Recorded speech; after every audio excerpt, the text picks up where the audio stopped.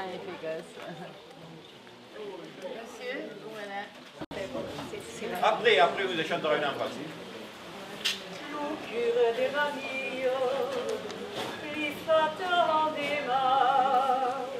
Lucure de Mario, li fattandema. Quand il y a la rovere e la sulla gempa, quand il y a la rovere e la sulla gempa. Che ne sta giù, cos la lino che brillo, che ne sta giù, cos la lino d'amour. Che brillo, che brillo, che brillo toujours, che brillo, che brillo, che brillo toujours.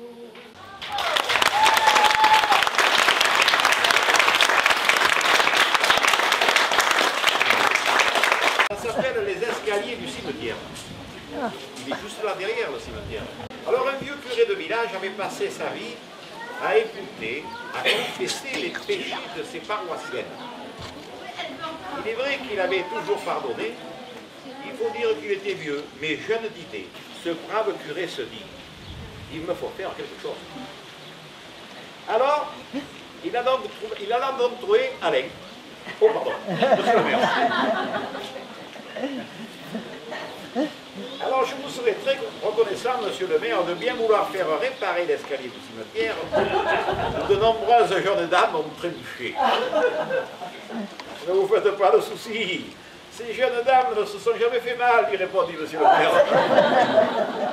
Peut-être, mais votre dame a quand même glissé 3 fois cette semaine.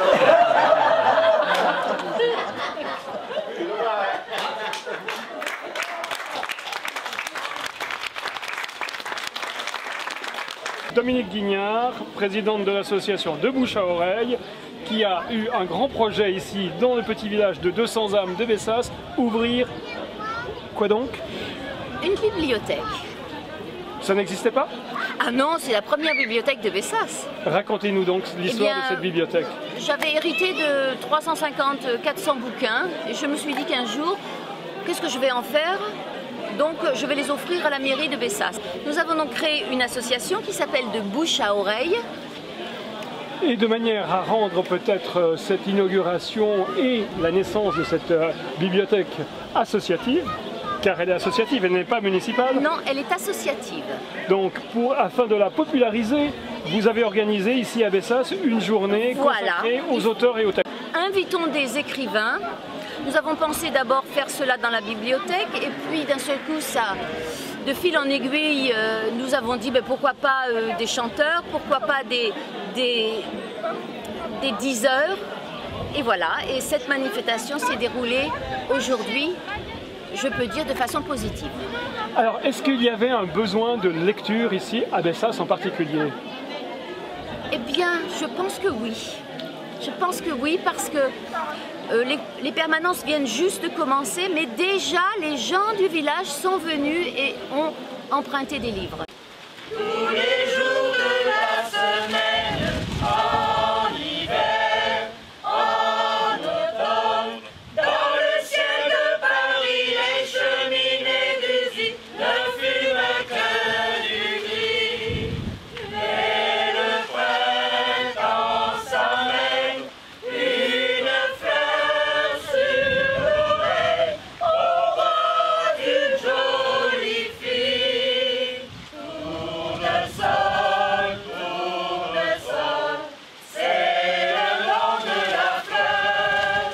Le surnom de la fille, elle n'a pas de grand nom, pas de nom de famille.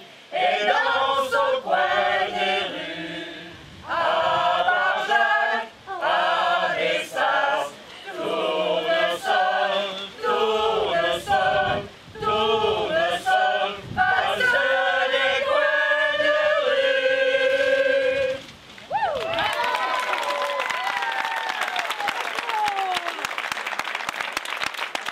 Je suis Alain Chambon, maire de Bessas depuis 2001. Donc j'en suis avec mon équipe municipale au 2e mandat que nous abordons avec beaucoup de détermination puisque nous avons, comme à notre habitude, une facilité à organiser des fêtes à Bessas. Et cette facilité est due, bien entendu, à la, comment dire, à la prudence, mais aussi à la vélocité de nos associations, qui fait que souvent le maire est dépassé par ces associations. Alors qu'est-ce qu'il y a comme association à Bessas? Parce que la commune n'est quand même pas si étendue que ça. Écoutez, la commune, elle fait 1718 hectares, mais ce n'est pas la surface qui compte. La population est de 207 habitants, ce qui fait que nous avons un village qui, malgré tout, est dynamique.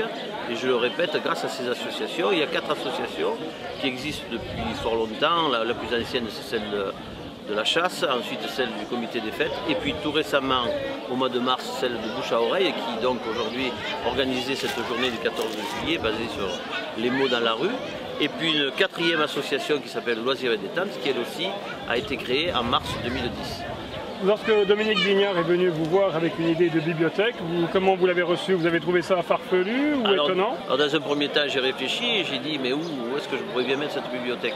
Et puis à la réflexion, il y a dans le bâtiment de la mairie, comme dans toutes les écoles et les mairies du passé, un logement de fonction de l'instituteur qui était disponible. Bon, il était dans un état type taudis, peu à peu. L'association et les bénévoles ont réussi à arranger une pièce qui est maintenant la bibliothèque du village. Justement, la culture dans une commune comme la vôtre, monsieur le maire, c'est une carte à jouer? C'est une carte que je comptais jouer et que je ne pensais pas un jour avoir à mettre sur le tapis vert. Je suis très étonné. Très étonné. Pourquoi? Parce que moi je suis donc originaire de ce village, j'ai 60 ans maintenant. Et j'ai toujours rêvé qu'il y ait quelque chose de basé sur la culture. Et bon, il se trouve que Dominique est là depuis de nombreuses années, mais bon, on avait toujours discuté de cette affaire-là. Et puis cette année, il y a le déclic, on ne sait pas pourquoi. C'est cette bibliothèque qui a donné, ça a été le révélateur de la capacité qu'il y avait aux gens de se réunir autour de la culture. Et moi j'en suis le premier surpris et le premier ravi.